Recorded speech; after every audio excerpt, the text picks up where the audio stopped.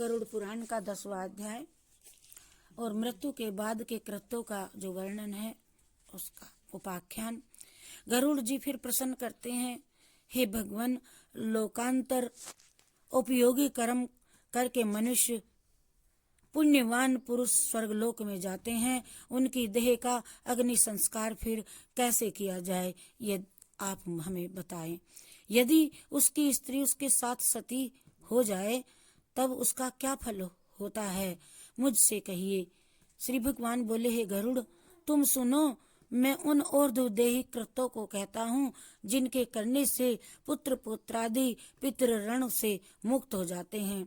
यदि किसी पुत्र ने विधि विधान से अपनी माता पिता का दाह आदि संस्कार कृत्य किया हो तो उनको अन्य बहुत से दूसरे दान देने की कोई भी आवश्यकता नहीं। यदि किसी पुत्र ने अपने पिता का विधि के अनुसार कृत्य से किया हो तो उसे कुछ भी देने की आवश्यकता नहीं लिखी है, दूसरे दान देने की कोई भी आवश्यकता नहीं। और दाह आदि कर्म करने मात्र से पुत्र अग्नि अष्टोम यज्ञ के फल को प्राप्त करता है। इसलिए माता पिता के मरण पर पुत्र को यही चाहिए कि शोक को त्याग करके बांधवों के साथ में पाप को दूर करने के लिए अपना मुंडन कराए। जिस पुत्र ने माता और पिता के मरने पर मुंडन नहीं कराया उसको माता पिता की सद्गति को करने वाला पुत्र कैसे समझा जावे। इसीलिए नख कक्ष के केश छोड़ करके मुंडन अवश्य कराए और तदंतर बांधवों सहित स्नान कर धोए हुए वस्त्रों से को पहने और गंगा जी, नदी अथवा कूप से जल को ला करके उस शव को स्नान करा करके चंदन लेपन करके पुष्पमाला पहनाए तथा गंगा की रेती मृत्तिका को लेपन करे और नवीन वस्त्र से शव को ढके और अपशब्द को नाग गोत्र का उच्चारण करके दक्षिणा सहित पिंड दान करे। मृत्यु स्थान में शव नाम का पिंड रखे, पिंड दे देवे। इससे भूमि के अधिष्ठात देवता प्रसन्न होते हैं। इसके बाद द्वार देश में पांथ नाम से पिंड दान करे, जिससे कोई भी दुर्गति ग्रस्त हुए भूत प्राणी उसकी सद्गति में विघ्न न कर सकें।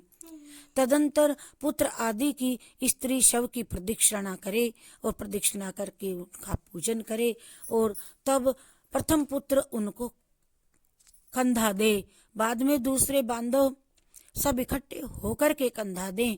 ऐसे पुत्र को जो पिता का शव कंधों पर रख शमशान में ले जाती हैं, उन पुत्रों को पद पद पर अश्वमेघ कोटि यज्ञ का फल प्राप्त होता है। पिता ने पुत्र को कंधे, पीठ और गोदी चढ़ाया, प्यार किया था, वह ऋण पुत्र में रहता है। अतः उस ऋण को चुकाने के लिए मरे हुए पिता को कंधे पर रख करके पुत्र शमशान को ले जाता है, वह पितृ ऋण से निर्वृत्त हो जाता है।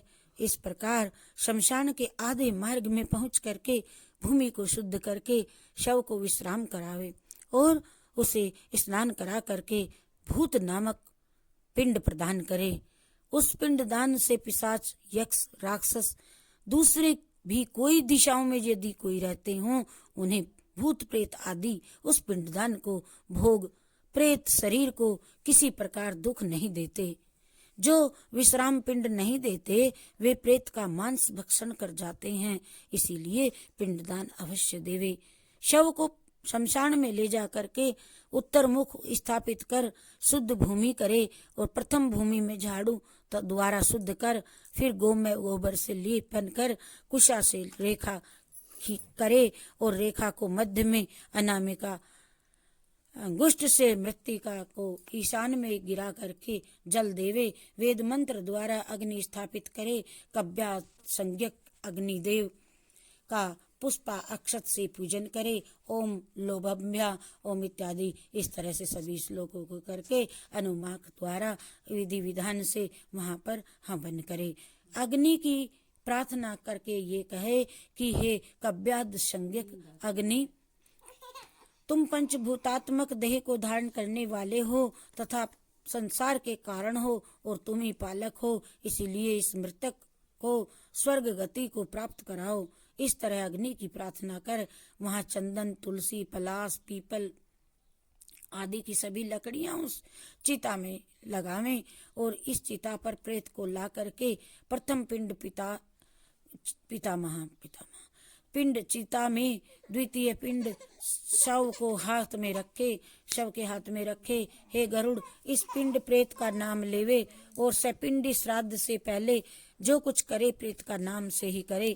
प्रेत कल्प को जानने वाले आचार्य इस पिंड को साधक कहते हैं। अतः चिताकर साधक नाम से और शव के हाथ पर प्रेत नाम का पिंडदान करे। इस प्रकार 5 पिंडदान से शव की आहुति की योग्यता होती है। पिंडदान नहीं करने से यक्ष, राक्षस आदि शव का मांस भक्षण कर जाते हैं। इस प्रकार 5 पिंड दे करके कव्याद अग्नि को तृण आदि से प्रज्वलित करे। और यदि पंचक न हो तो पुत्र पिता की दाह क्रिया कर देवे। जो पंचक में मरता है उसकी सदगति नहीं होती, इसीलिए पंचक में दाह क्रिया न करे। यदि करता है तो उसके घर में अन्य किसी की मृत्यु अवश्य होती है। धनिष्ठा नक्षत्र में उत्तरार्ध से लेकर के रेवती नक्षत्र पर्यंत 5 नक्षत्र पंचक कहे जाते हैं। ये दाह के अयोग्य हैं, वे दाह में शुभ कारक नहीं होते। जो पंचक में मरे हुए ग्रह में हानि तथा पुत्र आदि और गोत्रियों को नुकसान होता है, यदि पंचक में दाह करे तब विधि विधान से दोषों की शांति भी करे। अब मैं तुमसे उस पंचक दाह की विधि भी कहूंगा कि हे गरुड़, उस शव के समीप 4 पुतले कुशा से बना करके नक्षत्र संज्ञक मंत्रों से अभिमंत्रण कर रख ले। उन पुतलों में प्रतप्त स्वर्ण रखना चाहिए। फिर नक्षत्र का नाम से तथा ओम प्रेता जयाता इस मंत्र से उन नक्षत्र मंत्रों को संपुटित करके हवन करना चाहिए। ऐसा कर उन पुतलों सहित उस मृतक का दाह संस्कार करे। पुत्र सपिंडी श्राद्ध के दिन सविधि पंचक शांति करे और पंचक दोष की शांति के लिए क्रम से तिलपूर्ण पात्र, स्वर्ण, चांदी, रतन और घृत से परिपूर्ण काश्य पात्र दान करे। इस प्रकार 5 नक्षत्रों की शांति कर्म करके जो कोई दाह कर्म करता है उसको कदापि विघ्न नहीं आते और प्रेत की सद्गति भी मिलती है, उनको विघ्न नहीं आते। इस प्रकार दाह कर्म की विधि सुनाई मैंने तुम्हें। यदि स्वामी के साथ पतिव्रता पर लोक जाने की इच्छा करे, सती होना चाहे, तो तब पति के मरने के बाद स्नान करके रोली, केशर आदि से अपने शरीर को सुशोभित करके नेत्रों में अंजल, सुंदर वस्त्र आभूषण पहनकर ब्राह्मणों आदि को दान देवे और अपने बंधु वर्गों को भी यथा योग देवे। गुरुजनों को नमस्कार करके घर से बाहर निकल विष्णु मंदिर में जा करके भगवान श्री हरि को नमस्कार करे और पहनने का जो भी उसका आभूषण हो वह विष्णु जी को अर्पण करके हाथ में श्रीफल लेकर के लाज और मोह को त्याग करके शमशान में चली जावे। वहां सूर्य नारायण को नमस्कार करके तथा चिता की परिक्रमा करके पुष्प की सैया की भांति चिता पर स्थित हो अपनी गोदी में अपने पति को शयन करावे। तदंतर अपने हाथ में जो श्रीफल है वह किसी सखी को दे दे, अग्नि में दाह करने की आज्ञा दे दे और उस अग्नि को गंगा जल की तरह जान लेवे, शरीर का दाह संस्कार करवावे। परंतु पति के साथ गर्भवती स्त्री शरीर को दग्ध न करे, पुत्र आदि को उत्पन्न करके ही उसका शोषण पालन पोषण करके सती हो सकती है। जो कोई स्त्री अपने स्वामी के साथ शरीर दाह करती है शरीर का, वह अग्नि उसके शरीर को जलाती है परंतु आत्मा को पीड़ा नहीं करती है। जैसे अग्नि स्वर्ण आदि धातुओं का मल दूर कर देती है, अग्नि जैसे सोने को आग में तपाते हैं और मैल जल जाता है, स्वर्ण रह जाता है, इसी तरह से वैसे ही पतिव्रता स्त्री अमृत तुल्य अग्नि के मध्य में पापों को दहन कर देती है। जैसे धर्मात्मा प्राणी शपथ ग्रहण करता है, शपथ ग्रहण करके असत्य कभी भी नहीं बोलता, और वैसे ही धार्मिक मनुष्य तपाए हुए अंगार को हाथ में लेने पर भी नहीं जलते हैं। वैसे ही पतिव्रता स्त्री भी नहीं जलती, परंतु स्थूल देह को जला करके अंतरात्मा से स्वामी सहित एक सादृश्यता को प्राप्त हो पुनः सशरीर स्त्री शरीर को ही प्राप्त नहीं होती। जब तक स्त्री स्वामी के साथ अपनी देह का दाह नहीं करेगी, तब तक स्त्री सशरीर से जन्म जन्म में स्त्री ही होती जाएगी। और अतः इस कारण सभी प्रकार का यत्न करके मन वचन और कर्म से जीवित अवस्था में सर्वदा पति की सेवा कर मरने के बाद सती हो जाए। कोई भी स्त्री स्वामी के मरने के बाद अग्नि में प्रवेश करे तो वह अरुंधति के सदृश होकर के स्वर्गलोक में वह पूजनीय होती है। उस स्वर्गलोक में स्वामी की सेवा करने वाली स्त्री 14 इंद्र राज करें। जब तक अप्सराओं से स्तुति युक्ता होकर के पति के साथ वह रमण करती है। जो स्त्री पति के मरने के बाद सती होती है, वह स्त्री माता का कुल, पिता का कुल, स्वामी का कुल, इन तीनों कुलों का उद्धार कर देती है। और 3.5 कोटि मनुष्य के शरीर में जो रोम कोपे हैं, रोए हैं, उतने काल तक वह पति के सहित स्वर्ग में निवास करती है। सूर्य के सदृश प्रकाशमान विमान पर बैठी स्वामी के साथ क्रीड़ा करती है, और जितने काल तक सूर्य में चंद्रमा होंगे उतने काल तक पतिव्रता स्त्री पतिलोक में ही निवास करती है। पतिव्रता स्त्री अपनी इच्छा से भूमि पर सुंदर लक्ष्मीवान कुल में जन्म धारण करके चिरकाल तक उसी पति को पुनः प्राप्त करती है। और जो स्त्री अक्षण मात्र दाह सुख से देह को जला नहीं सकी, वह मूंड जन्म पर्यंत स्वामी के वियोग रूपी अग्नि द्वारा दुखी ही होती है। इस कारण पति को रुद्र रूप जान करके उसके सहित अपने शरीर का दाह संस्कार करे। ये सती होने की रीति मैंने तुम्हें बताई। हे गरुड़, यदि कोई स्त्री सती ना हो तब वह उस शव को इस प्रकार से दाह संस्कार करे। मृतक शरीर जब आधा या संपूर्ण जल जावे तब उसके सिर का स्फोटन करे। यदि गृहस्थी हो तो काष्ठ से, यदि यति हो तो श्रीफल से के कपाल से क्रिया करे अपने। और पितृलोक प्राप्ति के लिए मृतक के ब्रह्मरंध्र का भेदन कर पुत्र उसके ऊपर इन यंत्रों से घृत की आहुति दे। हे अग्नि, तुम भगवान वासुदेव द्वारा उत्पन्न किए हुए हो, पुनः तुम्हारे द्वारा इसकी उत्पत्ति होवे।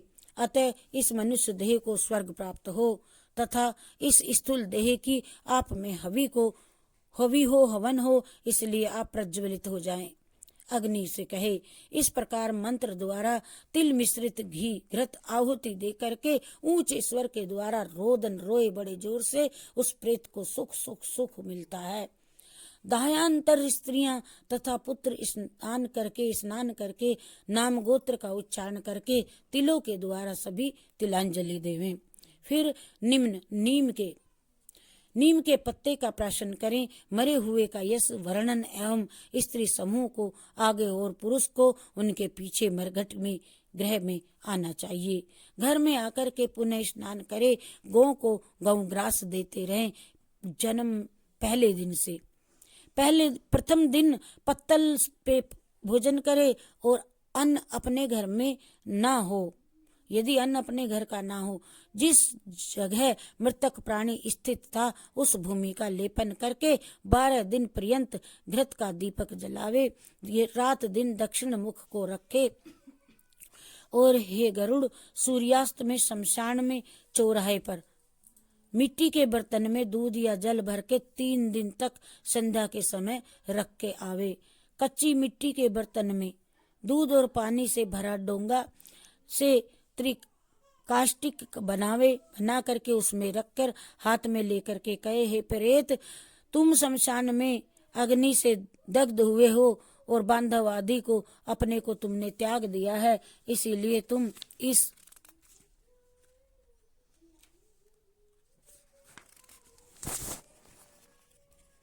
जय श्री कृष्ण। जय श्री कृष्ण। इस जल के स्नान से मेरे इस दिए हुए दुग्ध का पान करो। शाग्निक चतुर्थ दिन और निरग्निक दूसरे या तीसरे दिन निषिद्ध वार तिथि का विचार करके अस्थि संचय करे, उनकी अस्थियों को चुन करके लेकर के आए। इसके लिए शमशान भूमि में जाकर के स्नान करके शुद्ध होकर जाए। ऊन का वस्त्र लपेटे, सूत्र वेष्टन कर, हाथ में पवित्री पहने। तदंतर पुत्र शमशान में रहने वालों को ययाय त्वाम इस मंत्र से उड़द की बलि दे।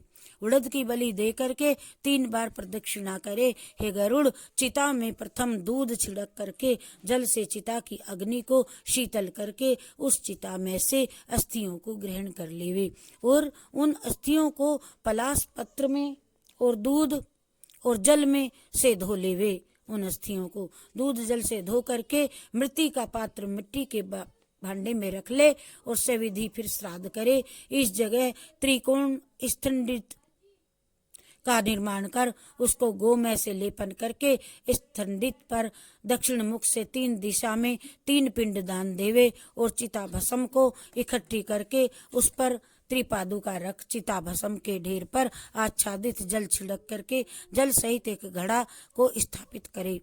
यदि घृत सहित चावल को पका करके प्रेत के लिए सविधि से जल सहित बलि देवे तो उत्तर दिशा में 15 कदम चल करके वहां फिर एक गड्ढा खोद देवे। हे गरुड़, उस गड्ढे में अस्थि मात्र को स्थापित करे और उसके ऊपर एक पिंडदान करने से प्रेत के दाह की पीड़ा नष्ट हो जाती है। तदंतर गर्त स्थित अस्थि पात्र को लेकर के जलाशय पर चला जावे और वहां अस्थि को प्रथम दुग्ध से प्रक्षालन करे और करके पुनः जल में प्रक्षालन करके चंदन से अस्थि को चर्चित करे, कुमकुम से विशेष चर्चित करे उसको और उस अस्थि को एक दोणे में रख कर ले हृदय से मस्तक से लगावे और इसके बाद परिक्रमा कर नमस्कार कर गंगा में अस्थि का प्रेक्षण करे। जिसकी 10 दिन के भीतर ही अस्थि गंगा में गिर गई हो उसकी ब्रह्मलोक में पुनरावृत्ति नहीं होती। जितने समय तक प्राणियों की अस्थि गंगा जल में रहती हैं उतने 1000 वर्ष तक वह पुरुष स्वर्ग लोक में ही निवास करता है। गंगा जल में लहर को स्पर्श करने वाली वायु यदि किसी मरे हुए का स्पर्श करे तो उसके अनेकों जन्मों के पाप उसी काल में नष्ट हो जाते हैं। सर्वप्रथम राजा भागीरथ ने अपने पूर्वजों के उद्धार के लिए तपस्या से गंगा देवी की आराधना की और ब्रह्मलोक से उन्हें यहाँ मनुष्य लोक में लेकर के आए। जिस गंगा का यश तीनों लोक में प्रसिद्ध है उस गंगा ने सगर राजा के 60,000 पुत्रों को जो मुनि कपिल देव जी की दृष्टि से वे भस्म हो गए थे उनको स्वर्ग लोक प्राप्त करवाया। ये गंगा जी, जो प्राणी पूर्वावस्था में पाप करके मर गए हैं उनकी अस्थियों को गंगा में प्रेक्षण करने पर वे स्वर्ग लोक चले जाते हैं। किसी महावन में अनेक जीवों को मारने वाला एक व्याध हुआ और उस व्याध को सिंह ने मार दिया। तब वह व्याध नरक में जाने लगा। उस समय उस व्याध की अस्थि गंगा में गिर गई और जिससे कि वह व्याध तत्काल विमान में बैठ करके स्वर्ग लोक को चला गया। यदि सुयोग पुत्र होवे तो अपने हाथ में पिता की अस्थि को अपने हाथों से प्रोक्षण करे और प्रोक्षण करके 10 गात्र के कार्य करवावे। और कोई प्राणी विदेश या वन में चोर आदि भय से यदि मर गया तो उसकी देह प्राप्त न होने की स्थिति में फिर क्या करना चाहिए, ये गरुड़ ने भगवान से पूछा। तो भगवान कहते हैं मैं उसकी विधि तुमको सुनाता हूँ, तुम ध्यान से सुनो। एक दर्भ का पुतला बना ले। यदि हमारे किसी कोई चला गया और उसका दिन वार याद नहीं तो कहते हैं एक दूब का पूड़ा बना ले, पुतला बना ले। बना करके लकड़ी काष्ठ आदि में दाह क्रिया करे कर भस्म करके गंगा जल में प्रेक्षण करा दे। उस पुतले के 10 गात्र आदि कर्म का वही दिन श्राद्ध तथा सांवत्सारिक में फिर ग्रहण करे।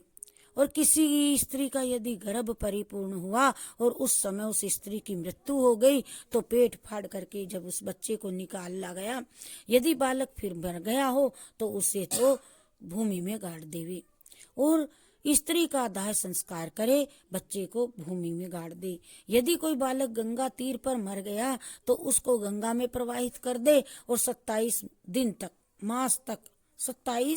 मास तक का बालक यदि अन्य देश में मरे तो भूमि में गाड़ दे। 27 मास से अधिक आयु वाले बालक का दाह करके अस्थि लेके गंगा में प्रेक्षण करे, जल से भर करके 1 घड़े का दान करे और केवल बालकों को ही भोजन करावे। उसके निमित्त जो गर्भ में ही मर जाता है उसके निमित्त बच्चे को ही भोजन करावे तथा केवल बालकों को ही भोजन करावे जो गर्भ में मर जाए। उसकी कोई क्रिया कर्म नहीं होते। जो शिशु अवस्था बाल्यावस्था में ही मर जाए तो उसके दांत निकलने के पूर्व ही चला जाए तो उसके लिए दूध का ही, यदि 3 वर्ष तक की अवस्था वाले बालक की मृत्यु हो तब जल पूर्ण घट और खीर का ही दान करे।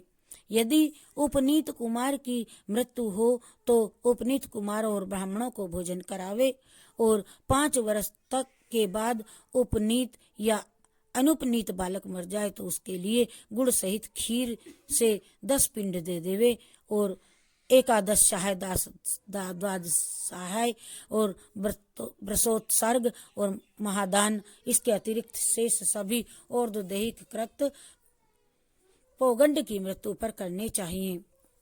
पिता जीवित हो और बालक प्रौढ़ जवान अवस्था में मरे तो उसके निमित्त से पिंड श्राद्ध करे नहीं करे, केवल 12वें दिन ही एक उद्दिष्ट श्राद्ध करे। स्त्री शूद्र आदि के व्रत आदि स्थान में विवाह है। व्रत धारण के प्रथम सब वर्ण की समान क्रिया है, वह अवस्था प्रमाण द्वारा करे। छोटी उम्र होने से क्रिया सब विषय आदि की इच्छा अल्प होती है और क्रिया भी छोटी होती है। 15 वर्ष तक के बच्चे का किशोरावस्था में मरे तो सैया दान, व्रसोत्सर्ग, पद दान, जूता दान, गऊ दान आदि करे।